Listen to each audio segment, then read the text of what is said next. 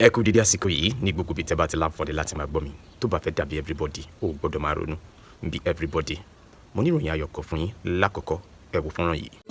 ẹnu apá wọn ò ní ká yín ẹnu wọn ò ní jọ ìmọ̀ wọn ò ní jọ ìbàgbé ìdíje àṣepọ̀ wọn ò ní jọ torí àwọn àgbààgbà ni wọn kì í péjọ kọ́fọ́. bẹ́ẹ̀ bá ní nǹkan lọ́wọ́ tó fi lè lọ kojú wọn bẹ̀rù tó yẹ wùdọ̀ sọfẹ́ yẹn ìbọn kan àdàfẹ́ yìí ni lọ́ba bọ́sà ni wọn lọ́ba máa bàbá lọ́wọ́ wọn lọ́ba fún wọn létí lọ́ba máa ń pàkọ́ ọba máa gbé wọn ẹ jáde jáde wọn tó ní nǹkan dáadáa. nígbà kan ó kọ kí náà agbada ló ń ta káàkiri ẹ ti ya wèrè ẹ jẹ́ kí ààrẹ gbé ẹ fún òun ní just only 6 months gbogbo kí ni ẹ á lọlẹ̀ pẹ́ẹ́pẹ́ẹ́pẹ́. lórí ògbódò lérí níta gbangba nǹkan tó ò lè ṣe àwọn.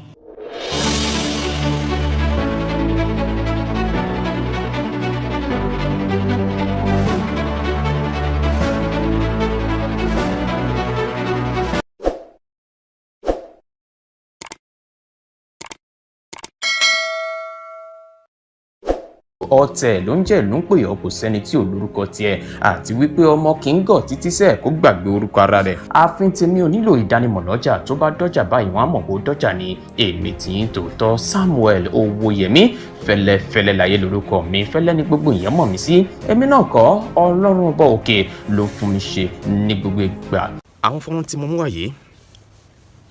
ó ní ìtumọ̀ olóhun tí mo fẹ́ fàyọ lórí ọ̀rọ̀ tó wà lẹ́yìn náà ni sàn láàrin ajẹnimúni pẹ̀kọ̀rọ̀ máa fi ṣe lẹ́ni taratari máa lọ mi ò ní dáyín lágara ọ̀rọ̀ ẹ ti mọ ìṣe mi wípé bó ṣe lọ ni mo máa mú wá sí etí ìgbọ̀n yín we inform we update we inform we educate we entertain òun ni ohun tí ọ̀rọ̀ náà bá dé láàárọ̀ yìí lórí fọ́nrán kan tí mo ṣe lánàá tó di wípé ọ̀kan lára àwọn ọmọ Ìbà Gani Adams ààrẹ ọ̀nà kakanfò ilẹ̀ Yorùbá tó ń sọ̀rọ̀ tẹpẹtẹpẹ sí olóyè Sunday Igboho àwọn kọ́mẹ̀ntì tí mo rí ó pọ̀ púpọ̀ ṣùgbọ́n mélòó mo fẹ́ kà nínú eyín adípèlé àwọn àtẹ̀ránṣẹ́ tó wọlé nǹkan kan wà tó jẹ́ pé ìdáhùn ni mo fẹ́ fi sí ọ̀rọ̀ yìí màá dẹ̀ tún fi àkókò yìí with due respect láti rọ ààrẹ ọ̀nà kakanfò ilẹ̀ Yorùbá Ìbà Gani Adams wípé ẹ kìlọ̀ fún àwọn ọmọ yín níbi tí wọ́n á ti gbọ́ nítorí pé àsìkò yìí kọ́ ni ó yẹ kí wọ́n máa fi ọ̀rọ̀ èébú àbí bu ẹnu àtẹ́ lu olóyè Sunday Adéyẹmọ tí èèyàn mọ̀ sí Ìgbòho Òòṣà àwọn kọ̀ọ̀kan wà tó jẹ́ wípé ibi tá a bá pè lórí àkó gbọ́dọ̀ fi tẹ̀lẹ̀ tẹ́ bá rí àwọn kọ́mẹ̀ntì tí mo rí lánàá kì í ṣe kékeré ẹlòmíì fi ọgbọ́n kọ kọ́mẹ́ǹtì yẹn ẹlòmíì dẹ̀ fi ọ̀nà míì ṣùgbọ́n ohun tí mo fẹ́ fàyọ ni wípé ẹ sọ ẹni yìí sílẹ̀ ẹ filẹ̀ lọ́rùn ẹ jẹ́ kó ṣe é Ìbà Gani Adams látìgbà tí ẹ ti ń sọ màá tún fi àkókò yìí rọ̀ yín wípé ọgbọ̀n ọ̀rọ̀ kágbọ̀ afẹ́fẹ́ ní gbé lọ nígbà tá a bá fi 20 ọdún pinlẹ̀ kínní kan ìgbà wo la tó ló fẹ́ jàtà ẹnu tí ń kùn yín Ìbà Gani Adams wípé kẹdá sí ọ̀rọ̀ tó wà lẹ́yìn àti mọ ìgbésẹ̀ tẹ́ ń gbé lórí ọ̀rọ̀ yìí ẹ sì ń dúró wípé kí wọ́n fún yín láṣẹ bẹ́ẹ̀ àwọn ọmọlẹ́yìn yìí wọn dákẹ́ àti máa bu ẹnu àtẹ́ lu olóyè Sunday Igboho kí ni wọ́n fẹ́ rí nínú ẹ̀ kí ni èrè wọn láti máa ṣe eléyìí mo kàn máa rọ olóyè Sunday Igboho wípé kí wọ́n gbójú kí wọ́n ṣe bẹ́ẹ̀ máa bá iṣẹ́ wọn lọ nǹkan tí mo tún wá fẹ́ sọ tó fi ara pẹ́ èyí tí àwọn ọmọlẹ́yìn Ìbà Gani Adams ń sọ òun ni wípé ó ń yà mí lẹ́nu wípé àwọn èèyàn kan nílẹ̀ Yorùbá a ní problem gan o I'm sorry to say problem pọ̀ nílẹ̀ Yorùbá tó jẹ́ pé téèyàn kan bá ń fà síwájú èèyàn kan máa ṣe bẹ́ẹ̀ á máa fà sẹ́yìn èmi ò rò wípé èèyàn kan máa bọ́ ẹnu àtẹ́lu èèyàn kan lásìkò yìí àbí fi ẹnìkan ṣe yẹ̀yẹ́ ẹ jẹ́ n sáré mú ọ̀rọ̀ yẹn wá sí etí gbọ̀nyìn kí tó mú ọ̀rọ̀ yẹn wá sí etí gbọ̀nyìn wọ́n ti fìdí rẹ̀ múlẹ̀ pé àwọn ọmọ ilé ìgbìmọ̀ aṣòfin ní orílẹ̀-èdè Nàìjíríà wọ́n ti bu ọwọ́ lu ìdásílẹ̀ ọlọ́pàá ìpínlẹ̀ tí mo sì lérò wípé ó máa tún ṣe ìrànlọ́wọ́ fún ọ̀rọ̀ ètò ààbò nílẹ̀ Yorùbá ẹ jẹ́ ká wo ohun tó máa bá dé nípa ti state police ọlọ́pàá ìpínlẹ̀ ní orílẹ̀-èdè Nàìjíríà ẹ mọ̀ pé gbogbo ẹ̀ ó ti di ìkáwọ́ ojútùú sí báyìí lára ojútùú tí wọ́n wá sí ìṣòro ètò ààbò òun ni bí àwọn ọmọ ilé ìgbìmọ̀ aṣòfin ṣe bu ọwọ́ lu ìdásílẹ̀ àbádòfin ọlọ́pàá ìpínlẹ̀ ó yá o ẹ jẹ́ kí n tẹ̀síwájú nípa ti ohun tí mo ní kí n mú wá sí etí ìgbọ̀nyín torí àwa Yorùbá a need láti ronú dáadáa if Sunday Igboho truly has the power, okay, if Sunday Igboho truly has the powers he claims, does he need anyone's approval? He would simply disappear and reappear wherever the bandits are, slap them and seize their guns. Grand Mufti of Yoruba land, Sheikh Daud Imran Molasan mocks Sunday Igboho. Ṣé ohun tẹ́ bá rí sí màá fẹ́ jẹ́ kẹ́ ṣe kí ni màá jẹ́ kẹ́ fi kọ́mẹ́ǹtì yẹn síbẹ̀ fúnra ara yín wípé kí ni ká ti ṣe ọ̀rọ̀ ẹni tó sọ̀rọ̀ eléyìí sí fún àǹfààní ẹni tí ẹ gbọ́ èdè Gẹ̀ẹ́sì ẹ jẹ́ n túmọ̀ ẹ̀ fún yín dáadáa. Ohun tí Grand Mufti of Yoruba land Sheikh Daud Imran ohun tí wọ́n sọ ni pé wọ́n ń fi olóyè Sunday Igboho ṣe yẹ̀yẹ́ wípé tó bá jẹ́ lóòótọ́ àti lódodo ló ní agbára tó sọ pé òun ní kò need approval àbí fífi òǹtẹ̀lù láti ọ̀dọ̀ ẹnikẹ́ni. Ó yẹ kí wọ́n ṣe kí ni kí wọ́n pòórá lọ síbi tí àwọn agbésùmọ̀mí wà kí wọ́n gbọ́fẹ́ débẹ̀ kí wọ́n bẹ̀rẹ̀ sí ní gbá wọn lọ́tún gbá wọn lósì kí wọ́n gbá wọn létí kí wọ́n gba gbogbo ìbọn wọn. Wọ́n ní báyìí ni Grand Mufti of Yoruba land Sheikh Daud Imran ṣe fi olóyè Sunday Igboho ṣe yẹ̀yẹ́ nípa ti àwọn kan. Ẹ rí lára àwọn fọ́nrán tí mo fi wọlé yẹn ó ṣeéṣe kéèyàn kan ti rí. Mo tún wá fẹ́ fi èsì sí ẹ̀yin ará ilé ẹ̀yin ọmọ orílẹ̀-èdè Nàìjíríà mo fẹ́ fi èsì sí yín lọ́wọ́. Ọ̀rọ̀ yìí ti ń di gbọmọgbọmọ. Mi ò fẹ́ tara èèyàn kan ṣẹ̀ sí Elédùmarè sí Ọlọ́run nípa ọ̀rọ̀ ẹ̀sìn àbí nǹkan ni mo ṣe dákẹ́ látìgbà tí Grand Mufti ti ń sọ àwọn ọ̀rọ̀ kan tipẹ́tipẹ́. Bọ̀ níbi tọ́rọ̀ dé dúró yìí máa tún fún wọn ní second chance. Ọ̀rọ̀ ń gbénú mi tí mo fẹ́ fi ránṣẹ́ sí wọn ṣùgbọ́n ẹ jẹ́ kí n tún dákẹ́ lásìkò yìí. Ẹ jẹ́ kí n fi gbogbo ohun tẹ́ ẹ bá rí kí n fi lé yín lọ́wọ́ kẹ́ fi ránṣẹ́ sí abẹ́ comment section. Nítorí Yorùbá mo ń tẹnumọ́ a ní láti ronú. Kí ló dé pé ibi tí a bá ti lérò wípé a máa bá ọgbọ́n àní bá níbẹ̀ but why tó jẹ́ pé èèyàn kan ṣoṣo ní èèyàn kan ń bu ẹnu àtẹ́lù láwọn èèyàn kan náà ò dẹ̀yìn lórí ọ̀rọ̀ rẹ̀ nítorí àwọn ìgbésẹ̀ tá a mọ̀ wípé ó máa ṣe wá láǹfààní èyí tí arákùnrin yìí ń ṣe. Òun ló máa lead mi lọ síbi wípé ẹni tá à ń wí yìí tí wọ́n ń bu ẹnu àtẹ́lù kó máa dákẹ́ kó máa wó ariwo ọjà. Lára nǹkan tí èmi rí gẹ́gẹ́ bí ẹ̀kọ́ lára ẹni yìí tí ń ṣe olóyè Sunday Igboho ọmọ Adéyẹmọ ni kó wá ariwo ọjà. Látìgbà tí wọ́n ti padà sí orílẹ̀-èdè Nàìjíríà wọ́n ṣe gbogbo nǹkan ní ìlànà òfin wọ́n tẹ̀ ń gbájúmọ́ ohun tí wọ́n gbé dání ohun tó jẹ wá lógún nílẹ̀ Yorùbá ètò ààbò àti àwọn nǹkan míì tí ó máa ṣe wá láǹfààní ni wọ́n gbájúmọ́. Wọ́n wá ariwo ọjà wọn tẹ̀rí tèèyàn kan rò àwọn ọmọ lẹ́yìn wọn àwọn sàbí wọn náà ni wọ́n fáwọn ará bí lẹ́yìn. Ẹ má jẹ́ kí n dá yín lágara ọ̀rọ̀ ẹ jẹ́ kí n sọ ìgbésẹ̀ tuntun èyí tí olóyè Sunday Igboho tí wọ́n ṣẹ̀ gbé láìpẹ́ yìí tí wọ́n fi ránṣẹ́ sí ẹni tí ń ṣe gómìnà onímọ̀ ẹ̀rọ Ṣèyí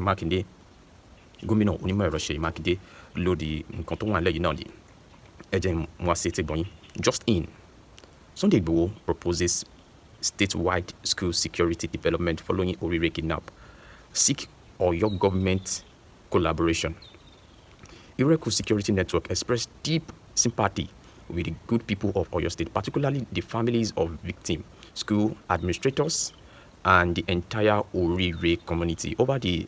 dastardly act of cowardice perpetrated by criminal elements who have remained elusive for some time. Wọ́n gbìyànjú wọ́n bá àwọn mọ̀lẹ́bí wọn tí wọ́n jí àwọn èèyàn wọ̀nyí wọ́n bá wọn kẹ́dùn. Wọ́n dẹ̀ tún kọminú lórí ìwà àwọn ọ̀daràn wọ̀nyí ní agbègbè ìjọba ìbílẹ̀ Orire. Ẹ dẹ̀ ń tẹ̀síwájú. While commending the ongoing rescue effort of both the Oyo State government and Federal Security Agency, the security outfit emphasized that prevention must now take center stage to ensure that schools remain safe havens for learning, not targets for murderers. Wọ́n gbóṣùbà káre fún ìgbìyànjú àti dóòlà àwọn akẹ́kọ̀ọ́ yìí láti ọ̀dọ̀ ìjọba ìpínlẹ̀ Ọ̀yọ́ àti ìjọba àpapọ̀ orílẹ̀-èdè Nàìjíríà tí wọ́n sì sọ dímọ̀ pé àsìkò ti tó báyìí láti mú ọ̀rọ̀ ètò ààbò lókùnkúndùn láti rí i pé àwọn ilé ẹ̀kọ́ ó jẹ́ bí ààbò fún àwọn akẹ́kọ̀ọ́.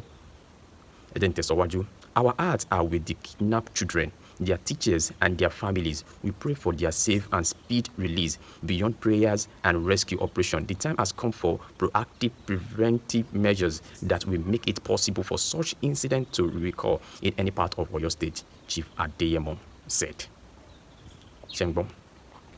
wọ́n ní àsìkò ti tó, wọ́n gbàdúrà fún ìpadà àwọn akẹ́kọ̀ọ́ àti àwọn olùkọ́ wọn láyọ̀ àti àlàáfíà tí wọ́n sì sọ dìímọ̀ pé ó yá o, ẹ jẹ́ ká tètè wá nǹkan ṣe lórí ọ̀rọ̀ ètò ààbò. Ẹ wá gbọ́ ibi tí mo ń lọ rèé. In a formal letter addressed to the appropriate office of Oyo State Government, Irekun Security Network humbly requested the following to enable strategic development.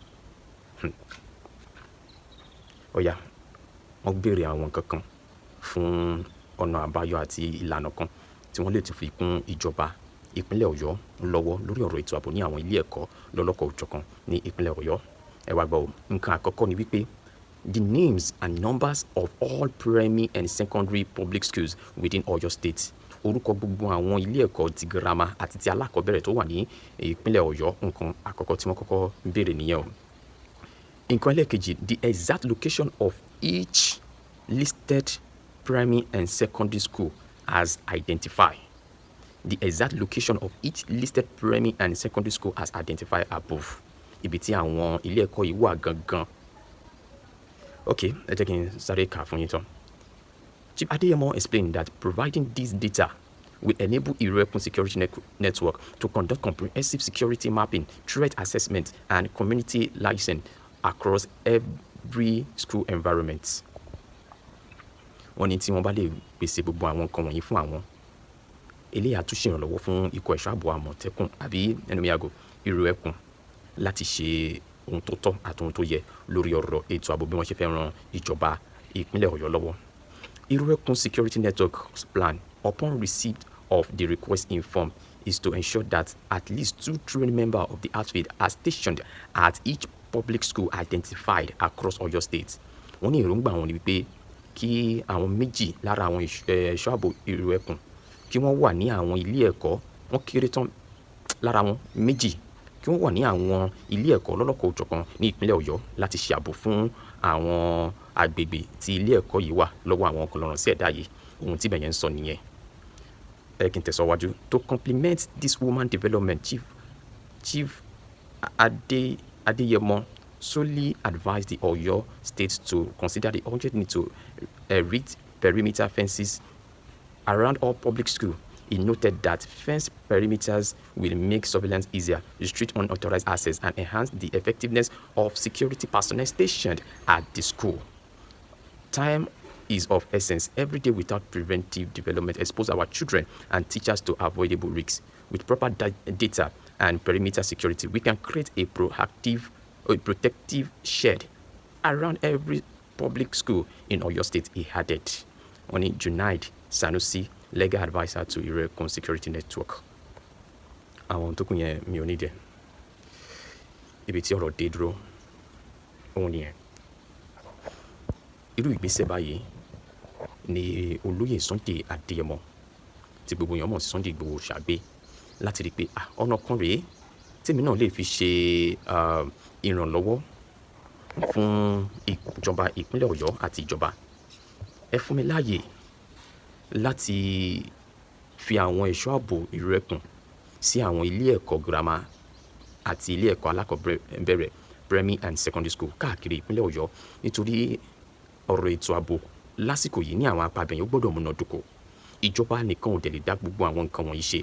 Ní ẹni tí ń ṣe Sunday Igboho fi dìde wípé ẹ jẹ́ káwa náà fi Irekun tá a ṣẹ̀dálẹ̀ yìí ẹ jẹ́ ká fi kún ìjọba lọ́wọ́ lórí ọ̀rọ̀ tó wà lẹ̀ yìí. Ṣàmà wá sọ pé kò ṣe dáadáa ni. Ó wá kò sọ́wọ́ ìjọba ìpínlẹ̀ Ọ̀yọ́ láti yọ̀ǹda ohun tí olóyè Sunday Igboho béèrè fún yìí gẹ́gẹ́ bí data láti ṣe ìpèsè rẹ̀ sílẹ̀ láti lè jẹ́ kí wọ́n mọ ibi tí wọ́n ń lọ. Bóyá ìjọba náà ti ṣetán, gómìnà onímọ̀ ẹ̀rọ Ṣèyí Mákindé, bóyá yìí náà ti ṣetán láti fi àyè gba ẹni yìí láti ṣe ìrànlọ́wọ́ fún yín lórí ọ̀rọ̀ ètò ààbò. Nítorí báyìí ìdúró ò sí, ìbẹ̀rẹ̀ ò sí fẹ́ni tó gbódómì nítorí ọ̀rọ̀ tó wà nílẹ̀ yìí. A lè sọ pé ìjọba nìkan ló lè ṣe. Èyí náà ni wọ́n fi ń kàn sí àwọn ti Ìbà Gani Adams OPC tí bàbá ń sọ wípé àwọn ń retí approval láti ọ̀dọ̀ àwọn gómìnà. A gbà wípé ó da ẹ jáde nígbà kan wọn ò fún yín láàyè, ó yẹ ẹ tún gbà bò míì. Ṣebí tá a bá gba ọ̀nà míì tí ò bá ṣiṣẹ́, ọ̀nà míì wà tá a lè tún gbégbà. Wọ́n ní tẹ́rù bá kan kè tó bá kan lẹ̀, ó tún níbi tá a gbégbà. Ó yá ẹ gbégbà bò míì láti rí i pé ẹ̀yin náà ẹ ní ipa pàtàkì tẹ́ ẹ kó lórí ọ̀rọ̀ ètò ààbò nílẹ̀ Yorùbá. Igi kan ò lè dágbó ṣe. A nídìí gbogbo ìbú gbogbo ọ̀rọ̀ tí àwọn ọmọlẹ́yìn yín fi ránṣẹ́ sí ẹni yìí bí kò ṣe wípé kẹ́ fi ọwọ́ sowọ́pọ̀ àjọ ṣe gẹ́gẹ́ bó ṣe yẹ kó rí nílẹ̀ Yorùbá. Ìgbésẹ̀ kan tún rèé tí ẹni tí ń ṣe olóyè Sunday Igboho yìí tún gbé. Kí ló tún wá dé? Ṣé ìlara la máa pèlè yìí nàbí kíni? Ẹ wo, mi ò fẹ́ fọ̀rọ̀ yìí gùn rárá. Ẹnìkan sọ̀rọ̀ lórí ọ̀rọ̀ tó wà lẹ́yìn tí mo dẹ̀ fẹ́ jẹ́ kẹ́ gbọ́ ọ̀rọ̀ yẹn dáadáa. Ẹ má wá gbọ́ dànù. Tó bá fẹ́ dàbí everybody ó gbọ́dọ̀ máa ronú bí everybody. Ọ̀rọ̀ yìí á ṣe ìwúlò fún wa púpọ̀ púpọ̀. Ẹ jẹ́ ká gbọ́ gbogbo ohun tẹ́ bá tún wá rí sí ẹ fi ránṣẹ́ sí abẹ́ comment section. Bóyá ẹ jẹ́ ká bá wọn débẹ̀.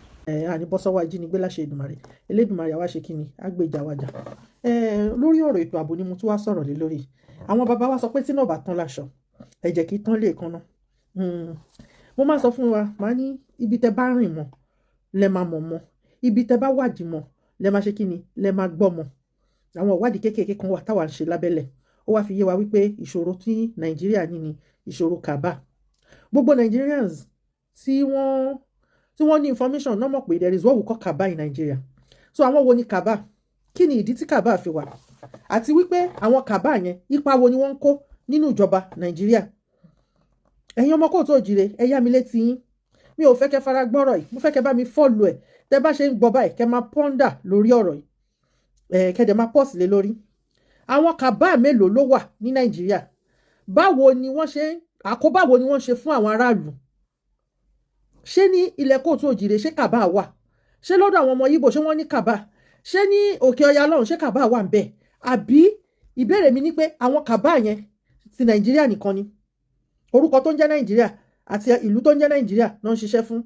Why tí wọ́n fi ń lo insecurity as leverage fún ètò ìṣèjọba? Ẹ̀yin ọmọ kóòtù òjìrè nǹkan bẹ́ẹ̀. Máa ń sọ máa ní the more you know the less you talk. Àmọ́ àwọn ọ̀rọ̀ kan wà tó yẹ kí gbogbo wa ká ṣe kí ni o ká máa gbọ́ ká dẹ̀ máa ṣe kí ni ká máa ṣiṣẹ́ tọ̀ gẹ́gẹ́ bí ọmọ kóòtù òjìrè, torí tí ẹ ò bá mọ ìpínlẹ̀ ogun èèyàn ò lè mọ bí ogun yẹn ṣe máa ṣẹ́. Àwọn ogun kan wà mo máa ń sọ wọn ògbóyìnbó, èdè wo lẹ fẹ́ bá wọn sọ? Èdè abínibí ni. Ìdí nìyẹn tèmi fi choose èdè abínibí wa. Lórí ọ̀rọ̀ àwọn kàbá yìí, kí ni ìdí tí wọ́n ṣe ń fi ètò ààbò àìsí ètò ààbò tí wọ́n fi ń ṣe distraction fún wa?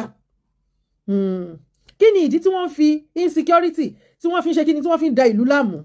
Kí ni ìdí tí wọ́n fi security tó fi ń sọ wípé ọ̀nà kan ṣo ní kẹ́ ẹ kọjú sí o, ọ̀nà kò sí ètò ààbò, ọ̀nà àwọn agbésùnmọ̀mí o, wọ́n tún ti jí wọn gbé o, wọ́n tún ti ṣe gbá o, wọ́n tún ti ṣàwo o. Kí ni ìdí tó fi jẹ́ wípé ẹ̀sìn àjòjì ni wọ́n tún lò as another leverage fún àwọn ará ìlú? Ṣé rí ó mà ṣe o. Gbogbo ẹ̀yin ọmọ kóòtù òjìrè tí ẹ ò báyìí tí ì ṣe kí ni mọ nǹkan tí wọ́n pè ní ifá, tí ẹ ò tí ì lọ máa wádìí nípa ifá, kẹ́ ẹ mọ̀ kẹ́ ẹ gbá ìṣẹ̀ṣe. Inú òkùnkùn lẹ́wà o, inú òkùnkùn bírímù bírímù. Elédùmarè á dẹ̀ bá mi yọ yín kó inú òkùnkùn bírímù bírímù. Torí wípé kí ni àwọn àṣírí tó ń tú yìí ó sì máa tú jù bẹ́ẹ̀ lọ. Àmọ́ adúpẹ́ o. Ọ̀pọ̀lọpọ̀ àwọn èèyàn ni wọ́n máa ń set up either politically either lóríṣiríṣi lónírúurú ọ̀nà. Torí pé kí ni? Nítorí pé àwọn kan wà wọ́n náà wọn kàbá. Another thing tó tún ṣe òun ni propaganda. Wọ́n lo insecurity as propaganda fún ilẹ̀ kóòtù fún Nigeria. I'm talking about Nigerian today, ẹ má bínú. Ẹ mọ̀ pé mi ò lè sọ òyìnbó púpọ̀, mi ì lè sọ French wa iná púpọ̀. Tátàtà ni òyìnbó iná tátàtà, Yorùbá wa iná tátàtà ni mo ṣe ń sọ bẹ́ẹ̀. Ẹ má bínú, ẹ ṣàgbà bẹ́ẹ̀ bá ṣe rí. But kí ni original problem Nigeria? The original problem Nigeria òun ni mineral resources. Òun ni ohun àlùmọ́ọ́nì, òun gangan ni problem. Nítorí pé ńgbà tí wọn ò tí detect epo, àwọn nǹkan lọ ní wọ́rọ̀wọ́rọ̀ ọ̀sẹ̀. Ìgbà tán detect epo, wọ́n tún ṣe kí ni? Wọ́n tún ṣíjú sí. Wọ́n tún wá rí àwọn nǹkan mèremère, àwọn nǹkan tó jẹ́ wípé kínkínní ẹ̀ báyìí owó gọbọi ni. Òun náà ṣe ṣíjú sí. Wọ́n bá wúrà bẹ́ẹ̀. Kò sí nǹkan tí wọ́n bá nulẹ̀. Nǹkan tó fa gbogbo rògbòdìyàn lọ́tún lósì, bọ́ńtò rúlù, bọ́ńtò dáì, bọ́ńtò kúkú òjijì fún wọn lélẹ̀. A dẹ̀ ń sọ fún wa wípé àwọn kan ní backing àwọn Iran àtàwọn ará UK, àwọn kan ní backing Israel. Ilẹ̀ kóòtù òjìrè backing wò lẹ́yìn? Elédùmarè ní backing wa lọ́dọ̀ ti tèmi o. Anyway, kò sí ìlú tí mineral resources wà tí wọn ò lọ kó ogun jà wọ́n nílùú yẹn. Lóòótọ́ ẹ̀sìn àjòjì yìí, ẹ̀sìn Islam, tẹ́ bá gbọ́ gbogbo àwọn nǹkan tó wà ń bẹ̀, ẹ pa wọ́n, ẹ fi wọn òfin ṣẹ̀rí àgbé wọn ẹ ṣe gbẹ́ ṣàwo òun ni wọ́n wá ń lò nísìn láti máa kó àwọn ohun àlùmọ́nì ní Nàìjíríà wọ́n wá ṣe débi pé àwọn ohun àlùmọ́nì títí òkè ọya àwọn náà ní lókè ọya bọ́ títí àwọn ìsàlẹ̀ ń bí ìjọba ló ní ṣé wọ́n Nàìjíríà nìyẹn tá a bá ń sọ fáwọn èèyàn wa ó máa padà bí pé ká má máa wí àtúnwí asán òun ni but ó yẹ ká máa rán wa létí ṣe rántí pé mo ṣe tọ́pìkì kan pé Yorùbá kì í pẹ́ gbàgbé ọ̀pọ̀lọpọ̀ àwọn èèyàn wa wọn kì í pẹ́ gbàgbé ìdí nìyẹn tá a ṣe gbọ́dọ̀ máa rán wa létí and ìgbésùnmọ̀mí tẹ̀ ń sọ yìí kò bẹ̀rẹ̀ lẹ́nìí kò bẹ̀rẹ̀ lánàá ó ti bẹ̀rẹ̀ tipẹ́tipẹ́ wọ́n ti ń ṣe kínkínkínkínkínkín tó fi wá jingiri mọ́ wọn lára. There was a newspaper tó surface káàkiri gbogbo orí ayélujára in the 80s ni tí wọ́n wọn bandit tí wọ́n kidnap so kò ń ṣe nǹkan tó ṣẹ̀ṣẹ̀ bẹ̀rẹ̀ bọ̀ ó ṣẹ̀ṣẹ̀ lajú ó ṣẹ̀ṣẹ̀ fẹ́jú ni. Mo wá rí wípé gbogbo ìlú tí wọ́n bá ti lọ lé àwọn èèyàn nílùú yẹn gbogbo ìlú yẹn náà ti wà àlùmọ́ọ́nì ẹ lọ wádìí kí ni ìdí tí ìjọba ni wọ́n ṣe lè ra dúróònù fáwọn ọ̀dọ́ ìlú kó máa ṣe ètò ààbò nílùú ibi tá ti ní pọ́blẹ́mù nìyẹn o ẹ̀ ń gbà káwọn ará àtàkọ́ máa wá kó nǹkan tó yẹ kó wúlò fún gbogbo ìlú yín nítorí ó dàbí pé kíyàn mú omi nínú odò kó fi kọ́ọ̀pù bu omi kó wá máa bù sí yín lẹ́nu pọ́blẹ́mù táwọn ọba àwọn olórí ìlú pọ́blẹ́mù tán ní nìyẹn ń kékeré báyìí ó ti jọ wọ́n lójú òun ló jẹ́ kó dà bẹ́ẹ̀ so nǹkan tó fa gbogbo wàhálà òun ni ohun àlùmọ́ọ́nì and àwọn èèyàn wa wọ́n kọ́ntínú wọ́n fi ìbẹ̀rù sí yín lọ́kàn ẹ wá lẹ́mìí ìbẹ̀rù àwa la ní àwọn ìlú wa àwa la lè stop gbogbo nǹkan tó ń ṣe níbẹ̀ àwa la lè jà fúnra wa the only thing ni support ìjọba àwa la ṣe kí ni la nídìí ìpàdé láàrin ara wa láàrin ìlú kọ̀ọ̀kan kí gbogbo àwọn ọ̀dọ́ ìlú ètò ààbò wọ́n ṣe máa mójútó ra wọn nítorí pé kí ni àwọn tó ń ṣe illegal business yìí wọ́n ná kó èròjà láwọn agbésùnmọ̀mí lọ́wọ́ o mo rí interview kan tó interview bọ̀bọ̀ ọmọ Fúlàní kan ó ní àtàwọn tó ń kó ẹran joko káàkiri gbogbo wọn la jínigbé gbogbo wọn la pànìyàn gbogbo wọn la fi tipá bá ní lò pọ̀ gbogbo wọn àwọn náà ń ṣọṣẹ́ burúkú yìí ìdí nìyẹn tí àwọn ọmọ kóòtù òjìrè ta ṣe gbọ́dọ̀ dìde fúnra wa tẹ́ bá sọ wípé ẹ̀ ń dúró de wọ́n Nàìjíríà àwọn kan lè gbébọn dání àwọn kan ò lè gbébọn dání ẹ̀rẹ̀ ní wọ́n Nàìjíríà ó kù sí yín lọ́wọ́ àmọ́ ètò ààbò ìlú kọ̀ọ̀kan ó wà lọ́wọ́ àwọn aráàlú yẹn àtàwọn olórí ìlú yẹn kò jù bẹ́ẹ̀ lọ. pánsá fi já síná mo ní pánsá ò fúnra ní pánsá fi já síná ajá ò fúnra ṣe bóun làjà fi jìn o tó nílé ó bá fúnra ó lè ní oko kálé ìmọ̀ àkíyèsára ròjìnlẹ̀ kálé ìmọ̀ àkíyèsára ròjìnlẹ̀ o. wọ́n ní bí pánsá ò bá fúnra pánsá já síná bájà ò bá fúnra àjà jìn tó nílé ò bá wá fúnra tó nílé ò bá wá fúnra ó lè ní oko àbí bẹ́ẹ̀ kọ́ ṣé olè ò tí ń kó ìran Yorùbá ṣé àjà wa ò tí ń jìn ṣé pánsá wa ò tí ń já síná àwọn bàbá wa jọ di mímọ̀ fún wa pé ọmọ onílẹ̀ àtẹ̀jẹ́jẹ́ ìran àjòjì àtẹ̀gìrìgìrì mo tún wá béèrè ìbéèrè kan ni o ṣé ẹ̀sìn ìsìláàmù ṣe èdè ilẹ̀ Yorùbá ni ẹ̀yin àgbààgbà tẹ́ ẹ bẹ nínú èyí ẹ̀yin tẹ́ ẹ bá mọ ọjọ́ ọdún oṣù tí ẹ̀sìn ìsìláàmù wọlé Yorùbá ẹ bá jẹ́ àmọ́ bóyá ìsìláàmù làkọ́kọ́ tó kọ́kọ́ balẹ̀ gùdẹ̀ torí ilẹ̀ bí tá a wà kí Yorùbá ó tó débẹ̀ àbí Yorùbá ló kọ́kọ́ débẹ̀ káàdì àmọ́ torí ọjọ́ ti pẹ́ díẹ̀ náà táwa yìí náà ti wà láyé díẹ̀ ó wá dàbí pé ìsìláàmù ó wá dàbí pé kì í ṣe ìsìláàmù tán ṣe nígbà yí àwọn bàbá titi wa ó wá dàbí pé ìsìláàmù tí wọ́n ń ṣe ní 80 70 60 kọ́ ni ìsìláàmù tó dé òní kí ló dé tí ìsìláàmù tó dé òní tó yan dìgbòlugi kí ló dé tí ìsìláàmù tó dé òní wá ń produce dìgbòlugi nílẹ̀ Yorùbá kí ló dé tó jẹ́ pé àwọn tá à ń wò àwọn tá a rò pé ìsìláàmù gidi ni wọ́n tó jẹ́ pé àwọn gẹ́gẹ́ ló dúró níbi ọ̀nà tí ìran Yorùbá ó fi wó ẹ ti rí àkọlé mi mo dẹ̀ ní fídíò kan kékeré tí mo fẹ́ fi bá a kẹ̀ lẹ́yìn Mufti Ìwó ajá dìgbòlugi Emir Ìwó ajá dìgbòlugi Wàsírí Ìwó ajá dìgbòlugi mo lè sọ wípé gbogbo ìṣòro ìdààmú tá à ń rí lẹ́nìí ó bẹ̀rẹ̀ láti Ìwó látòrí Emir Ìwó Rashidi Telu tó fi dórí Mufti àti Wàsírí kó tó máa ràn káàkiri ilẹ̀ Yorùbá and I want you to remember Emir Ìwó ló sọ wípé àwọn Fúlàní tó bá ti lé ní ìlú mi ká máa bọ̀ ní Ìwó àyè wà lọ́dọ̀ wọn let me quote it 2027 Mufti Ìwó ìyàwó ẹ̀ ọmọ Canada yẹn sọ wípé òun mọ̀ọ́mọ̀ lọ fẹ́ wọn ní Kano because he want to belong to the àwọn tí ọmọ rúlu orílẹ̀-èdè yìí èrè ìdí tẹ̀fìrí Emir Ìwó tó jẹ́ pé iṣẹ́ àti ìwà ẹ̀ bí tàwọn Fúlàní ni ẹ̀ ń gbọ́ mi bí sódìgbà tí àwọn ọmọ àlè sódìgbà tí àwọn àtọ̀húnrìn wa tó jẹ́ pé ẹsẹ̀ làwọn bàbá wọn fi rìn wọlé wa tá bá balẹ̀ wa jẹ́ tán ká tó mọ̀ wípé we must do something ẹ jẹ́ àjọ wo fídíò yìí náà kó má dàbí pé mò ń sọ àsọdùn. ẹ gba ìfẹ́ àti mọ́tẹ́tẹ́ rú ìsáyà tó ti pààyàn rí wọn pààyàn rí wọn lọ fọdún lé wọn ò ṣètà fún ẹnìbọdì bẹ́ẹ̀ bá ní ìkan lọ́wọ́ tó fi lọ kojú wọn bẹ̀rù tó yẹ wùlọ sọfẹ yẹn ìbọn kan dàbẹ yìí lọ́ba bọ́sà ni wọn lọ́ba bàbá lọ́wọ́ lọ́ba fún àlejò lọ́ba bá ń pàkó ọba máa ń pè wọn wáyé bá jẹ́ jáde wọ́n tó ní ìkan dáadáa kò ní ìkan náà aṣọ òkú bẹ̀ nígbà díẹ̀ sẹ́sì wọn ni wọ́n fẹ́ẹ́ sìn sálọ bí ẹ̀jẹ̀ tó lójú àná tó bá bẹ́ẹ̀ yìnbọn yé yìnbọn nígbà mọ̀ òfin ni bí ọ̀la yòówù wọn à ní mọ̀ òfin kankan wọn fọ orí ẹ̀ wọ́n fi máa fọ orí ẹ̀ dá wọ́n ní kan bẹ̀ a máa sábà mú tó wúyẹ̀ tó bẹ̀rẹ̀ dá wọn bí yàrá yàrá dá mẹ́ta aláìwò bí dakọ́ àyìnbọn níwájú ta àwọn olùsìtọ́ tí wọ́n bá gbé àyẹ̀sẹ̀ gbẹ́ yìí náà ni pé ọlọ́run mọ̀ pẹ̀lú ẹ̀ ní àwa òun la gbójúlé. ẹ ti gbọ́ ẹ̀yin àgbàlẹ́ ní ṣókí lọ́gẹ́ mo kí yín ẹ kú àtàárọ̀ ẹ kú déédéé wòyí gbogbo ẹ̀yin ojúlówó ọmọ kóòtù òjíire àkúbà lọ́wọ́ àwọn afojúfẹ́ nìyí àwọn ẹrù olè àwọn ẹrù ìbànújẹ́ àwọn àlejò ọ̀nà táwọn bàbá wa gbà sí ilẹ̀ Yorùbá ẹ ti rí mufti òun ò rí nǹkan kan tó dáa fún ìran Yorùbá rí ìsìláàmù ni mo sì ń wá fídíò ẹni bá ní fídíò yẹn tó sọ wípé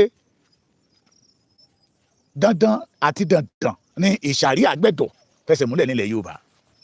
ẹ gbọ́ ṣé orí ló kọ́kọ́ dé kókó ni àbí kókó ló kọ́kọ́ dé orí èrè dídẹ́ fi lè mọ̀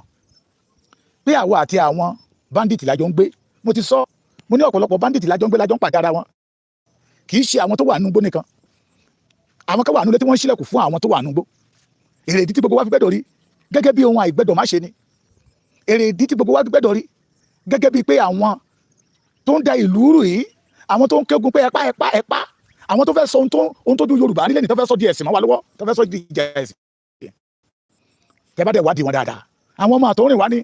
bí bàbá wọn ṣe ń bọ̀ ní Senegal nọ́mbà ìgùdẹ̀ sí Ọ̀yọ́ náà gbà wọlé Yorùbá gbogbo wa láti gbọ́ gbogbo ẹ̀ ṣùgbọ́n àwa wa ń ro àkókò yìí láti sọ fún àwọn government the governor especially IG inspector of police tó bá jẹ́ pé lóòótọ́ àti lódodo lẹ̀ fẹ́ bandit àti terrorist tó bá jẹ́ pé lóòótọ́ àti lódodo ìjọba tó wà lóde yìí all the chief tó wà lóde yìí ẹ fẹ́ terrorist you don't want bandit ẹ fẹ́ fàyè gba bandit ní ilẹ̀ Yorùbá tó bá jẹ́ pé lóòótọ́ àti lódodo ojú yìí korò fún àwọn tí ń fẹ̀mí èèyàn ṣòfò tó bá jẹ́ pé lóòótọ́ àti lódodo kì í ṣe pé ìjọba ń báàkì wọn somebody like Gumi ó ti yẹ kó wà lẹ́wọ̀n somebody Mufti Ìwó Wàsílì Ìwó Malama Adépọ̀jù ó ti yẹ káwọn yẹ wà lẹ́wọ̀n àwọn tí ń sọ pé ẹpá Ìmáàmù Ògbómọ̀ṣọ́ Ṣèyíkì Ogun Igi lọ́ọ̀nù ní Ọ̀yọ́ wọ́n pọ̀ bẹ́ẹ̀ dáadáa tó jẹ́ wípé wọn ò pèrò àlàáfíà rí they always back the bandit àwọn tó ń pààyàn ẹ̀yìn wọn náà wà wọn gbèrò àlàáfíà tó bá jẹ́ pé lóòótọ́ àti lódodo ìjọba tó wà lóde yìí all the chief security officers ẹ̀ ń fẹ́ àlàáfíà lóòótọ́ somebody like Gumi Wàsílì Ìwó yìí àti Mufti Ìwó tí ó bá jẹ́ pé ìjọba wà lẹ́yìn wọn mo rí níbi tó ti kó tí àwọn ọmọ ogun tó kó dálẹ̀ tó kó akọ́ọ̀bù dání ìjọba tó wà lóde ìfẹ́ fọ ìlú mọ́ torí tẹnu bá ti bọ̀ tó ṣe ní láàánú nígbà tí Gumi sọ pé nobody can arrest me àwọn àgbà sọ̀rọ̀ kan tó sọ pé níbi gbogbo tí Gumi bá ń lọ ọlọ́pàá ń tẹ̀lé lẹ́yìn ọlọ́pàá ló ń ṣílẹ̀kùn fún ọlọ́pàá ló ń tilẹ̀kùn fún ọlọ́pàá ló ń wà á ṣé ká sọ pé ìjọba tó wà lóde yìí ń promote terrorist ni ẹ bá wa wò ó ṣe àwọn Mufti Ìwó tí ń dàlúrú àwọn Mufti Ìwó tó ń lùlù bó bá lè bàjẹ́ kó bàjẹ́ tí wọ́n ń pariwo pé lábẹ́ bó ti wù kó rí they must introduce Sharia in Yorùbá land ó sọ̀rọ̀ kan níbì kan ó ní tó bá jẹ́ pé wọ́n ti gba Sharia láàyè ohun tó ń ṣẹlẹ̀ yìí ò ní í ṣẹlẹ̀ ìyẹn ni wípé àwọn tó ń pariwo Sharia wọ́n mọ̀ lọ́wọ́ bí wọ́n ṣe ń jìyàn gbé bí wọ́n ṣe ń pààyàn ẹ dẹ̀ jẹ́ ká bí wọ́n léèrè lókè Ọya tó ti ń lo Sharia àlàáfíà wo ló wà ń bẹ̀ lókè Ọya tí wọ́n ti ń lo Sharia àlàáfíà wo ló wà ń bẹ̀ ìtẹ̀síwájú wo ló wà ń bẹ̀ òmìnira wo ló wà ń bẹ̀ Sultan Sokoto ti sọ́rí if you want peace allow Sharia so definitely if you don't want peace if you don't allow Sharia no peace for us èrè ìdí táwa fi ń jáde rèé mo pariwo ní ìjẹta mo ní ẹ̀yin ìjọba wa ẹ̀yin gómìnà wa why are you afraid then àwọn ò afraid ọmọ Yorùbá to do anything wọ́n ṣe tó wù wọ́n ni kí ló dé tẹ̀yìn gómìnà títí wa tẹ̀yìn bẹ̀rù wọn ọ̀kadà àwọn ló pọ̀jù ní ilẹ̀ Yorùbá àwọn ló ń gọ̀ ọ̀kadà tó pọ̀jù ní Adó yìí Fúlàní ọ̀kadà riders wọ́n dẹ̀ fi ń mojú ọ̀nà wa ni wọ́n dẹ̀ fi ń mọ́nítọ̀ wa ni wọ́n ti mọ ibi tó bá máa gbà wọlé wọ́n mọ ibi tó máa gbà jáde olófin rọ̀ wọ́n lọ́rùn kọ́kọ́ òyìn gbàrà ní ìlú tó dẹ̀ fèsì ọ̀nà igbó àwọn ìlú kan wà tó jẹ́ pé tẹ́ bá ti lè gòkè báyìí tẹ́ máa dé sàlẹ̀ kòtò lẹ́ máa bá bẹ̀ tó jẹ́ pé kò sí dẹ́yìn kan tó lè gbọ́bẹ̀ àti ìgbọ́ pé àwọn kidnapper òyìn wọgbó nígbà tí ò sọnù wọ́n padà wálé wọ́n mọ ibi tó lè gbà tó máa pàdé odò wọ́n mọ ibi tó lè gbà tó máa pàdé kòtò ìgbà tọ́nà wọn máa fi smooth all this ọ̀kadà rider Fúlàní ọ̀kadà rider all this Marua rider Fúlàní Marua riders they are dangerous wọ́n rán wọn wá sáàrin wa láti máa ṣọ́ wa ni àwọn kan ti gbàbọ̀dé ní ilẹ̀ Yorùbá àwọn tá a rò pé ọmọ Yorùbá ni wọ́n tó jẹ́ wípé ìran bàbá wọn ẹsẹ̀ náà bẹ̀rẹ̀ wọlé tẹ́ rò pé Yorùbá ni wọ́n ṣe Yorùbá wọ́n ti gbowó ẹ̀mí ọ̀pọ̀lọpọ̀ làwọn fi pe ìjọba all the Yorùbá governors please ban this ọ̀kadà rider àwọn ló jẹ́ kí ìrìn àjò máa yá àwọn ajínigbé nínú igbó ban the ọ̀kadà rider the Fúlàní ọ̀kadà riders nígbà yẹ Fáyọ̀ṣe lẹ́kìtì mi báyìí tẹ́ máa jiyàn gbẹ̀ngà yẹn lọ́nà ẹ̀fọ̀n sí ara wọn kọ́ èrè o this man ban ọ̀kadà rider títí ó fi kó ní ìjọba wọn ò wúkọ́ lẹ́kìtì mọ́ so we can do the same thing now majority of them tẹ́ bá ti fẹ́ wọ ilẹ̀ Yorùbá ẹ̀rí lórí tẹ́lẹ̀ àwọn wọn kó ọ̀kadà ń bẹ̀ ṣùgbọ́n ní population tọ̀dọ̀ wọn tó pọ̀ ju tọ̀dọ̀ wa lọ ṣùgbọ́n ní wọ́n pọ̀ ju ọ̀dọ̀ títí wa lọ lẹ́fìdè náà kó ọ̀kadà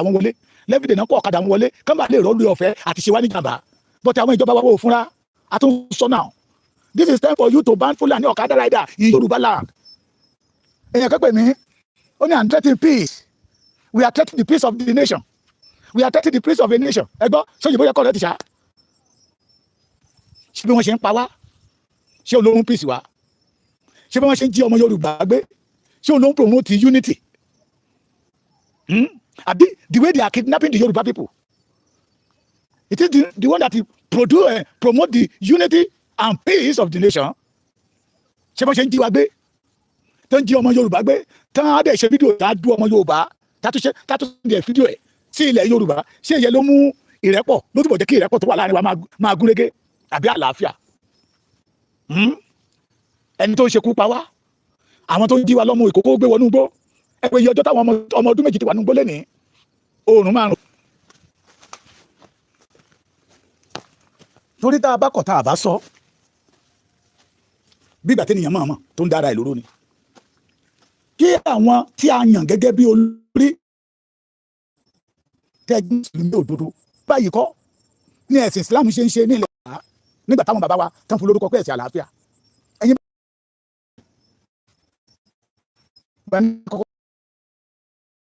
ṣé ẹ̀sìn Islam tòde òní ṣé àlàáfíà ló mú wá sí ilẹ̀ Yorùbá àbí ikú ṣé ẹ̀sìn Islam tòde òní táwọn practice ilẹ̀ Yorùbá rẹ̀ ní ṣé ẹ̀sìn ní àbí ẹ̀sìn ǹjẹ́ mùsùlùmí ǹjẹ́ ẹ̀sìn Islam tòde òní tí àwọn mufti Ìwó tán ṣe adarí wọn tẹ́ ń wò gẹ́gẹ́ bí aṣíwájú ká pàtàkì nínú ẹ̀sìn Islam àwọn bíi Mallam Adéṣíyàn àwọn bíi Ajígini àwọn bíi Ìmáàmù Ògbómọ̀ṣọ́ àti Akíntọ́lá Muiz Akíntọ́lá wọ́n pọ̀ dáadáa o àwọn dìgbòlugi àfà àwọn dìgbòlugi sheik ǹjẹ́ yìí náà lè fi ẹ̀sìn Islam yangàn látọwọ́ wọn pé ká gbé èké ṣùgbọ́n mò ń sọ ilé ìkẹ́ ìlẹ̀jà èké ṣùgbọ́n mò ń sọ ilé ìkẹ́ ìlẹ̀jà àjọsọ kínní kájọ jókòó kájọ sọ those people that you are called àfà today ṣe yí kì í máa mú ṣé àlàáfíà náà wá fún ilẹ̀ Yorùbá torí wọ́n ti jáde lọ́pọ̀lọpọ̀ ohun tí ó gba ìran Yorùbá kò lọ́wọ́ ikú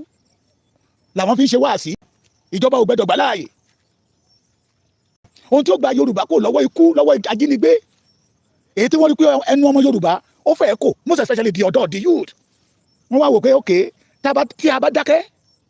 tí a bá sọ̀rọ̀ táwọn ọmọkùnrin àwọn ọmọ kéékèèké bá kó ra wọn pa kò ní sí orí ọ̀fẹ́ àti jínigbé ní ilẹ̀ Yorùbá mọ́ òun làwọn ń takò ẹjọ́ sà ẹ̀yin àgbààgbà ẹ̀yin bàbá wa tẹ́ ẹ ti dàgbà àti rí nínú yín tó ti pé 80 tó jẹ́ pé inú Islam náà bí yín sí àti rí nínú yín tó ti pé 90 àti rí nínú yín tó ti pé 100 tó jẹ́ pé inú Islam náà bí yín sí ṣé ìgbà tí bàbá yín ṣe Islam ṣé bí wọ́n ṣe ń ṣe lélẹ́yìí ṣé type of the leader that you have today làwọn bàbá yín nígbà títí wọn ẹ jọ sà ẹ̀yin bàbá wa díẹ̀ ní ti kìrìsìtẹ́nì títí wọn kàn parọ́ kàn lọ wẹ̀ fún ìyàwó oníyàwó lórí bẹ̀rẹ̀ grande kàn gba ìyàwó oníyàwó kàn ríran èké sà ẹ̀yin àgbà mùsùlùmí ìjọ wo ni Sunday Igboho jáde síta pé òun fẹ́ ja ìjà ẹ̀sìn ìjọ wo ni Sunday Igboho jáde síta pé òun fẹ́ kojú ìjà sí mùsùlùmí ìjọ wo ni Sunday jáde síta pé ìlú ẹkùn tó ń gbé jáde síta òun mùsùlùmí ló fẹ́ fi dojú ìjà kọ afẹ́ fi ja ìjà ẹ̀sìn ni ìjọ wo ni Sunday Igboho sọ bẹ́ẹ̀ tí ò bá jẹ́ wípé àwọn tó jẹ́ olórí yín lódò nínú Islam wọ́n ń ṣe inú dídùn sí bí àwọn Fúlàní ṣe ń jí ìran Yorùbá gbé why they are continue attack Sunday Igboho tàbí kí n sọ pé kí ló dé tó fi jẹ́ pé lójoojúmọ́ wọn ò rí sáàmọ̀ ṣe mọ́ wọn ò rí wàásí ṣe mọ́ lórí múbàrí ìlú ẹkùn ni bí alágbèjà máa wí ìlú ẹkùn ni Muslim community ò fọwọ́ sí torí pé wọn ò fẹ́ àlàáfíà fún ìran Yorùbá ìkẹ́tẹ́ sọ wípé Sunday Igboho fẹ́ dá wọn padà sọ́dọ̀ ẹlẹ́bọ ni Sunday Igboho fẹ́ dá wọn padà sí ọ̀dọ̀ ẹlẹ́bọ ni ẹ̀ẹ́sà a rí bí àwọn Iran àti Israeli ṣe ń ju òkò bọ́ǹbù síra wọn wọn àfi báyìí wọn àjú báyìí síra wọn o wọn àdẹ́jú Kùránì síra wọn kí Israeli gbé Bíbélì kó jù sí Iran kí Iran náà gbé Bíbélì kó jù padà sí Israel kò ṣẹlẹ̀ bọ̀tà agbára tọ́lọ́run fún wọn tó fún wọn ní ọ́fíìsì ẹ̀wẹ̀ tó fi develop náà fi bára wọn jà tí àwọn bàbá wa náà bá lè lo tó ń pa ewé àti egbò papọ̀ tó sọ di agbára tó ń lò tó dẹ̀ ń jẹ́ fún wọn kí ni ìṣòro ẹ̀yin mùsùlùmí ló lórí o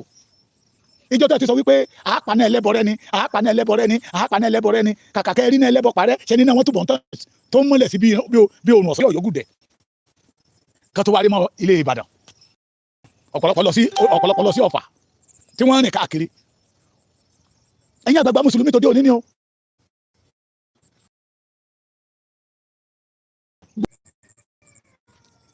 ẹ má bínú nẹ́tíwọ̀kì nígbà ẹgbà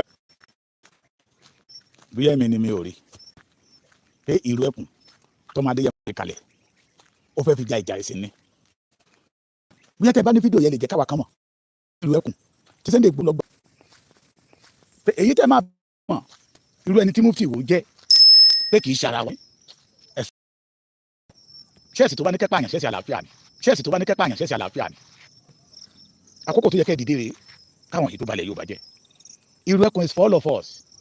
ìlú ẹkùn wà láti wá jàjà ẹ̀sìn torí àwa ò bá lọ́wọ́ àwọn bàbá wa pàwọn bàbá wa jàjà ẹ̀sìn láfi ń sọ fáwọn wọ̀nyí pé wọ́n yìí ṣara wa ogún tá a jẹ lọ́wọ́ àwọn bàbá wa yìí jà ìjà ẹ̀sìn àwọn wọ̀nyí fẹ́ fi ìjà ẹ̀sìn wọ́n fẹ́ fi gbọ́n tó dáadáa dànù lọ́wọ́ wa ni wọn ò fẹ́ kí ìran Yorùbá ní délé ìlérí we must not allow them àwọn àfa àdìgbòlugi àwọn àfa ẹ̀pá ẹ̀sìn wa ní ẹ̀pá àwọn àfa tó ń sọ fún mi pé tí bàbá bá bí ọmọ excuse me tí bàbá bá bí ọmọ méjì tí ìkan ṣẹ̀sìn ọ̀tọ̀ọ̀tọ̀ tí ẹ̀sìn wọn sọ wípé kì í ṣe ọmọ ìyá wọn mọ́ ṣùgbọ́n tí Fúlàní ti ń dúbú èèyàn torí pé ẹjọ́ ń ṣẹ̀sìn kan tó jẹ́ pé òun náà pẹ̀lú ọmọ ìyá wọn irú ẹ̀kọ́ is for all of us mo tún fẹ́ kí n tó máa lọ nẹ́tíwọ̀kì yóò jẹ́ ká gbádùn dáadáa fún coordinator or commander irú ẹ̀kọ́ ní state kọ̀ọ̀kan mo fẹ́ kó ní kálukú kó tẹ́tí sí state yẹ ẹ mú nọ́mbà yẹn sórí ẹ pè wọ́n wọ́n ní tẹ́ bá ń gbé tó o bá bá wọn gbé wọ́n á gbé sẹ́yìn kùlé onítọ̀hún kó bá mi Èdùmàrè má jẹ́ ń gbé ọ̀ràn ìbànújẹ́ sẹ́yìn kùlé wa ni Kwara state ẹ jẹ́ ń bẹ̀rẹ̀ láti Kwara state commander wọn ní Kwara state 080 65 52 4532 Kwara state ni mo ń pè lọ́wọ́ 080 65 52 45 23 ẹ pè wọ́n mo fẹ́ join ìrùkù àbí ọ̀nà wo lèmi náà máa gbà fi jẹ́ ìka lára wọn wọn á tọ́ yín sọ́nà mo tún sọ lẹ́ẹ̀kan sí ọ̀fẹ́ ni fọ́ọ̀mù o ọ̀fẹ́ ni o ìlú ẹ̀kọ́ ta fọ́ọ̀mù o mo sì ń bọ̀ lórí àwọn ọ̀rọ̀ kọ̀ọ̀kan àwọn tó pè mí káàkiri ìyìnbá àròlé tẹ́ǹtẹ̀ ìjà àjọ ṣàlàyé ọ̀rọ̀ síra wa ni I have 4 points that I still stand on it tí mo dẹ̀ ní àwọn fídíò torí ó ti ń tẹ̀ káàkiri tó fi ti fi ìlú ẹkùn ṣebí ìjà ẹkùn lọ́la ló ta fọ́ọ̀mù tẹ́lẹ̀ táwọn àwọn kan náà ti kóra àwọn jọ tó ti ń fi ìlú ẹkùn gbó lọ́wọ́ àwọn èèyàn that we don't want it to happen torí ọ̀gá wa sọ pé ká gba owó lọ́wọ́ ẹnikẹ́ni Ọ̀yọ́ command nọ́mbà wọn 081 68 24 25 23 lẹ́ẹ̀kan sí 081 68 24 25 23 second number 080 84 54 90 65 lẹ́ẹ̀kan sí 080 84 54 90 65 Ọ̀yọ́ nìyẹn o Ọ̀yọ́ ayọ́mọ́lẹ̀ Kogi ẹ̀yin tèmi ní okun nọ́mbà méjì náà ni commander méjì àwọn méjèèjì tó wà ń bẹ̀ 081 61 10 93 31 lẹ́ẹ̀kan sí 081 61 10 93 31 second number 080 5 mẹ́ta 6 ẹyọ kan 0988 lẹ́ẹ̀kan sí 080 55 56 09 88 èkó wẹ̀ngèlè èkó àkété ìlú ọgbọ́n òbá dúró kò ṣọ́ra èkó gbàgbẹ̀rẹ̀ rárá o ẹ̀yọ́ máa ti kó ẹ má gbàgbẹ̀rẹ̀ o nọ́mbà kọ̀mándà wọn ní èkó thank you brother 070 15 34 66 66 lẹ́ẹ̀kan sí 070 15 34 66 66 second number 090 75 55 05 54 lẹ́ẹ̀kan sí 090 75 55 05 54. Ogun iṣẹ́ máa yá o láti ṣe ẹ̀yin ọmọ ogun iṣẹ́ yá àbí ṣé mo gbà á nọ́mbà kọ̀mándà ní ogun 080 55 83 51 14 lẹ́ẹ̀kan sí 080 55 83 83 51 14 second number 080 38 54 83 51 lẹ́ẹ̀kan sí 080 38 54 83 51 Ondo Ẹ̀gí 080 35 15 93 57 lẹ́ẹ̀kan sí 080 35 15 93 57 second number 081 27 34 14 24 lẹ́ẹ̀kan sí 081 27 34 14 27 third number 090 76 22 43 18 lẹ́ẹ̀kan sí 089 76 22 43 18 Èkìtì kété kí ayé ti ṣe èyí tí o Èkìtì kété Èkìtì jákèjádò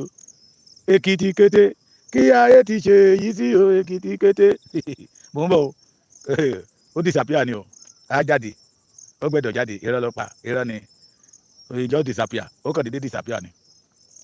mo fẹ́ gbé nọ́mbà tìkìtì jáde síta kí oníkálukú bá lè mọ àwọn tá máa pè ní stéètì kọ̀ọ̀kan tí ò rújú tó dẹ̀ máa mú kó tó dára jáde síta yes Ekiti state 080 63 01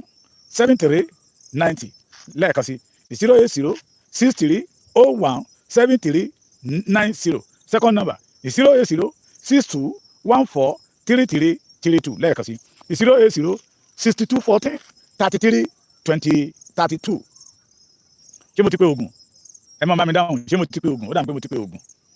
pé Ògùn ó kù Ọ̀ṣun yes Ọ̀ṣun Òṣogbo Ọ̀ṣun command 070 31 30 40 14 lẹ́ẹ̀kan sí 070 31 30 40 14 the second number 070 62 65 50 935 lẹ́ẹ̀kan sí 070 62 65 09 35 ẹjá jọ ṣe o ẹjá jọ gbé ìkúlé bàbá wa àwọn mufti ìwò tẹ̀ ń wò yìí wọn rí ní èrò àlàáfíà bó ti wù kó kéré fún ìnáwó tó jèrè bí ọ̀rọ̀ àwọn bàbá wa àná wọn ní àgbàrá ò sọ pé òun ò ní léwó ṣùgbọ́n onílé ni ò ní gbà fún àkókò tọmọ Yorùbá gbọ́dọ̀ dìde ẹ jọ ẹ tún bẹ́tẹ́ tẹ́ bá tún lórí ọ̀fẹ́ àti wo prógrámù yìí ẹ bá mi tún repeat ẹ bá mi share ẹ kí ọ̀pọ̀lọpọ̀ àwọn èèyàn wa ní state kọ̀ọ̀kan kán lè mọ coordinator tán commander tán máa pè fún ìrù ẹkùn mo tún sọ lẹ́ẹ̀kan sí wọn à ní ká gbowó lọ́wọ́ ẹnikẹ́ni o ìrù ẹkùn ta fọ́ọ̀mù o ṣe é mi ìrù ẹkùn mo ti sọ lọ́rọ̀ dáadáa mo ní ìrù ẹkùn belong to all the kábíyèsí in Yorùbá land belong to all the elders àwọn abiyamọ ilẹ̀ Yorùbá torí wọ́n rí pé iná ti jó dórí kókó that is why you see all of them pé dandan kàìdán agbẹ́dọ̀ ṣe let me give you one example or let me break it for you good news àti ọba méjì ní Yorùbá tí wọ́n ti provide ọ́fíìsì fún ìlú ẹkùn ṣẹ́gbọ́n mi wọ́n á fowó gbà o a ti rí àwọn ọba méjì pé ok kíní ti dé ok so tí bàbá Èkìtì bá sọ̀rọ̀ kí ṣe pé bàbá Èkìtì kórìíra kí ṣe pé bàbá Èkìtì lára ohun tó kàn tán ní pàṣẹ máa ṣe lọ́wọ́ òun náà ní ká gba NIN to recognize every member àwọn tó join tó ní ìfẹ́ sí láti join wọn à ní ká gbowó lọ́wọ́ ẹnikẹ́ni wọn à dẹ̀ ní ká gbowó mọ́tò you hear me làwọn fi jáde síta pé ká má forúkọ Sunday Igboho gba owó fọ́ọ̀mù lọ́wọ́ ẹnikẹ́ni torí ẹni tá a bá mú láti wákàtí ọ̀wọ̀ yìí lọ á fìdí á fi kàtà òfin a máa dáná òfin sí lábẹ́ whoever whoever tá a bá mú now tó bá ń forúkọ Sunday Igboho lọ ń ta fọ́ọ̀mù tó bá ń forúkọ Sunday Igboho lọ ń gba owó lọ́wọ́ àwọn èèyàn pé wọ́n fẹ́ ra mọ́tò fún kíní kan ẹkùn àìdá ìjà ẹkùn ọ̀ ìrù ẹkùn á fìdí kàtà òfin ṣẹgbọ́n mi ẹ má borúkọ ọmọkùnrin jẹ́ làwa stand lé lórí n táwa ń sọ nìyẹn àbẹ́ èèyàn kankan jà mo sì ń bọ̀ ọpẹ́ sì ń bọ̀ tí gbogbo ọmọ Yorùbá bá wa dúpẹ́ lọ́wọ́ ìyá wa kan Mrs. Àdùkẹ́ Ìlọ̀rí wọ́n ṣe tó jọ wá lójú tẹ́ bá ń gbọ́ wípé ẹ̀gán dògo afẹ́ kí iṣẹ́ yóò jáde tán kẹ́ wá rí kẹ́ tó wá mọ̀ pé lóòótọ́ lódodo àwọn kan wà tó jẹ́ pé ẹ̀jẹ̀ inú wọn omi inú wọn ọ̀rọ̀ inú wọn ojúlówó ọmọ kóòtù òjìrè ni wọn táwọn náà dẹ̀ dúró pé no ẹ má borúkọ Sunday Igboho jẹ́ mi ò bẹ́nikẹ́ni jà gbogbo ẹ̀yin tẹ́ ń pè mí mi ò bẹ́nikẹ́ni jà Ọlọ́run rínú mi ò dẹ̀ lára èèyàn mi ń lára èèyàn àwọn tó bá mọ̀ mí dáadáa mi ń lára èèyàn mo máa ń bóníire yọ̀ ni kí ti tèmi lè dé mo máa ń bóníire yọ̀ ni kí ti tèmi lè dé ṣùgbọ́n ìfà ìbí tí n bá rí pé èèyàn kan fẹ́ tako sí aṣọ àlà ẹ̀ ní máa dúró n tó bá máa gbàdájọ́ máa fún ẹ má forúkọ Sunday Igboho ta fọ́ọ̀mù àtẹ̀yìn ìjà ẹkùn àtẹ̀yìn ìlú ẹkùn iṣẹ́ tí Sunday ọmọ Adéyẹmọ Igboho ṣàbára yín ni kẹ́ jẹ́ iṣẹ́ tó bá ra yín ní headquarter iṣẹ́ tó gàkílà bá ra yín òun ni kẹ́ jẹ́ n tó bá ní ká ṣe nínú ìlú ẹkùn tábà tètè lè bọ́ lọ́wọ́ àwọn tó ń finá máa yé wa ní kẹ́ jẹ́ ká ṣe ẹ má jà fi so kékeré bàdí jẹ́ n tó bá ní kí ọjà tó bá ní kára ní kẹ́ jẹ́ kára mo sọ fún ìyá mi kan lánàá bí ajá yìí ṣàdédé gbé lọ́dọ̀ wa níbẹ̀ yìí o tí ó wà dé pé ní tájárí ó ti dọba márùn tó pè mí pé à serious nígbà tí ìjọba approve ìlú ẹkùn fún wa tó yẹ ká gbárùkù mọ́ àti ló ń gbé mi síta wá fi ń gbà fọ́ọ̀mù lọ́wọ́ àwọn èèyàn ṣùgbọ́n tí wúlò àwa yóò bá sọ̀rọ̀ ṣé ó dìgbà táwọn bàbá yìí bá tún ní no ṣé ó dìgbà tọ̀rọ̀ wa bá Ọlọ́run ò ní jẹ́ kọ́rọ̀ wọ́n sú ohun ṣé ó dìgbà tọ̀rọ̀ yóò bá Sunday Igboho no ni mo fi sọ fẹ́ yẹn mi ò bá ẹnikẹ́ni jà ṣùgbọ́n ohun tí wọ́n bá ní ká ṣe ni ẹ jẹ́ ká ṣe mò ń sọ tí bàbá Èkìtì tí n bá dá ẹgbẹ́ lẹ̀ lénìí tí mo sọ pé mo forí ta pátá security alert mo yẹ kí n lè dúró pé kí n lè jáde fún ẹ̀yàn ọmọ Yorùbá pé mo forí ta pátá security alert èmi ni mo ní kì í ṣe kí n lọ máa lọ mọ́ Sunday Igboho lọ́rùn kì í ṣe kí n lọ máa forúkọ Sunday Igboho máa gba fọ́ọ̀mù máa ta fọ́ọ̀mù kì í ṣe kí n máa forúkọ Sunday Igboho lọ máa béèrè mọ́tò lọ́wọ́ àwọn èèyàn mi ò bẹ́ẹ̀ ní bẹ́ẹ̀ jà so ẹ jọ̀ọ́ mo ti dárúkọ gbogbo àwọn commander state wa pátápátá mẹ́jẹ̀ẹ̀jọ ti Kwara ní sọ́dọ̀ pé nọ́mbà náà ti wọ́n pé wọ́n whatever àtẹ́bá bẹ́ẹ̀ mọ́ àwọn ló wà ní ìkáwọ́ láti dá yín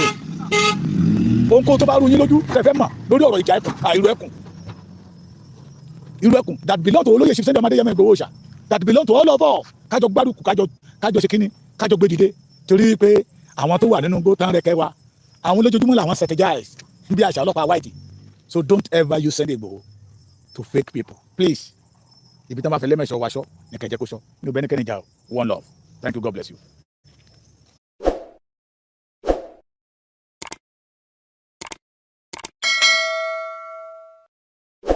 ọ̀tẹ̀ ló ń jẹ́ ló ń pè ọ́ kò sẹ́ni tí ò lórúkọ tiẹ̀ àti wípé ọmọ kì í gọ̀ títí sẹ́ẹ̀ kó gbàgbé orúkọ ara rẹ̀ ààfin tèmi ò nílò ìdánimọ̀ lọ́jà tó bá dọ́jà báyìí wọ́n á mọ̀ kó dọ́jà ní èmi tí ń tòótọ́ Samuel Owóyẹmí fẹ́lẹ́fẹ́lẹ́ láyé lórúkọ mi fẹ́lẹ́ ní gbogbo èèyàn mọ̀ mí sí èmi náà kọ́ Ọlọ́run ọba òkè ló fún mi ṣe ní gbogbo ìgbà.